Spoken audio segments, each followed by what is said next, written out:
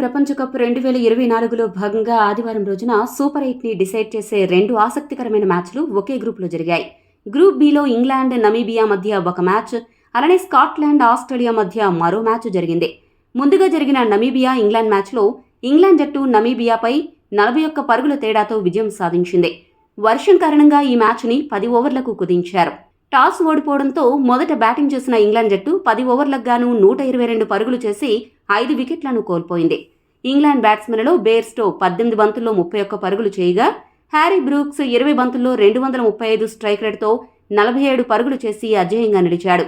ఇక చివర్లో వచ్చిన మొయిన్ అలీ 6 బంతుల్లో 16 పరుగులు, లివింగ్స్టన్ 4 బంతుల్లో 13 పరుగులు చేయడంతో ఇంగ్లాండ్ జట్టు 10 ఓవర్లకు గాను 5 వికెట్లు నష్టపోయి 122 పరుగుల భారీ స్కోరు చేయగలిగింది.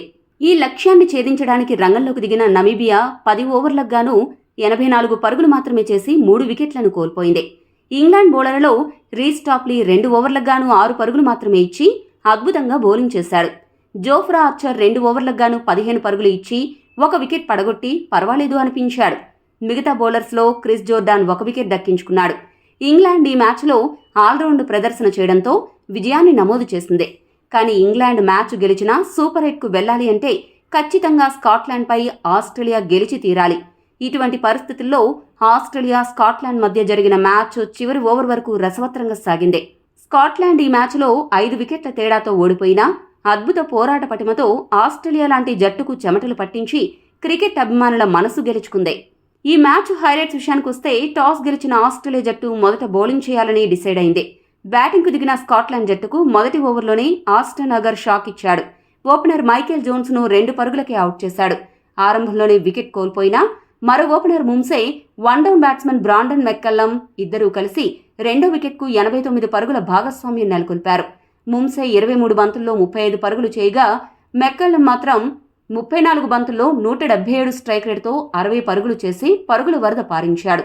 ఆ తరువాత వచ్చిన బ్యాట్స్మెన్లలో బెర్రింగ్టన్ 31 బంతుల్లో 42 పరుగులు, మాథ్యూ క్రాస్ 11 బంతుల్లో 18 పరుగులు చేయడంతో స్కాట్లాండ్ జట్టు 20 ఓవర్లకు గాను 5 వికెట్లు నష్టపోయి 180 పరుగుల భారీ స్కోరు చేయగలిగింది.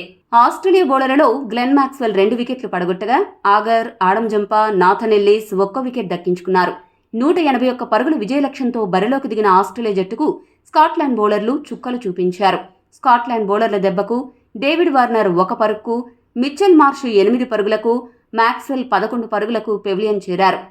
ఈ పతనం చూశాక ఆస్ట్రేలియా ఓడిపోతుందేమో అని అనిపించింది.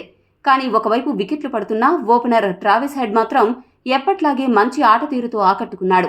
49 బంతులకు గాను 139 స్ట్రైక్ రేట్తో 68 పరుగులు చేశాడు.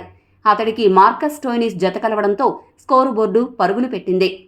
ఒకానొక సమయంలో 60 పరుగులకే ఆస్ట్రేలియా జట్టు 3 వికెట్లు కోల్పోయింది. ఇటువంటి పరిస్థితుల్లో ట్రావిస్ హెడ్ అలానే మార్కస్ స్టోయినిస్ 4వ వికెట్కు 80 పరుగుల కీలక భాగస్వామ్యం నెలకొల్పారు. స్టోయినిస్ 29 బంతుల్లో 204 స్ట్రైక్ రేట్తో 59 పరుగులు చేసి దుమ్ములేపాడు. స్టోయినిస్ ఆడిన ఈ విధ్వంసకర ఇన్నింగ్స్ ఆస్ట్రేలియాను విజయ తీరాలకు చేర్చడంలో కీలక పాత్ర పోషించింది. అయితే కీలక సమయంలో స్టోయినిస్ అవుట్ అయ్యాక క్రీజులోకొచ్చిన టిమ్ డేవిడ్ 14 బంతుల్లో 24 పరుగులు చేసి ఆస్ట్రేలియాను దగ్గరుండి గెలిపించాడు. అతనికి మాథ్యూ వేడ్ 4 పరుగులు చేసి ఆసరాగా నిలిచాడు. దీంతో ఆస్ట్రేలియా జట్టు 19.4 ఓవర్లకు గాను 5 వికెట్లు నష్టపోయి విజయడంకా మోగించింది. అలా ఆస్ట్రేలియా జట్టు ఈ మ్యాచ్లో గెలవడమే కాకుండా ఇంగ్లాండ్ జట్టును కూడా సూపర్ 8కు తీసుకెళ్లింది. ఈ మ్యాచ్లో స్కాట్లాండ్ ఓడినా అద్భుత ఆటతీరు కనబరిచి ఆకట్టుకుంది. ఆస్ట్రేలియాను కూడా టెన్షన్ పెట్టింది. స్కాట్లాండ్, ఇంగ్లాండ్ 2 జట్లకు కూడా 5 పాయింట్స్ ఉన్నప్పటికీ ఇంగ్లాండ్ జట్టుకు మెరుగైన నెట్ రన్ రేట్ ఉన్న కారణంగా ఇంగ్లాండ్ జట్టు సూపర్ 8లోకి అడుగుపెట్టగా, స్కాట్లాండ్ మంచి ప్రదర్శన చేసినా నెట్ రన్ రేట్ కారణంగా ఇంటిదారి పట్టింది. ఈ వీడియో మీకు నచ్చితే లైక్, షేర్, కామెంట్ చేయండి. మరిన్ని స్పోర్ట్స్ అప్డేట్స్ కోసం మా ఛానల్ను సబ్స్క్రైబ్ చేసుకోండి.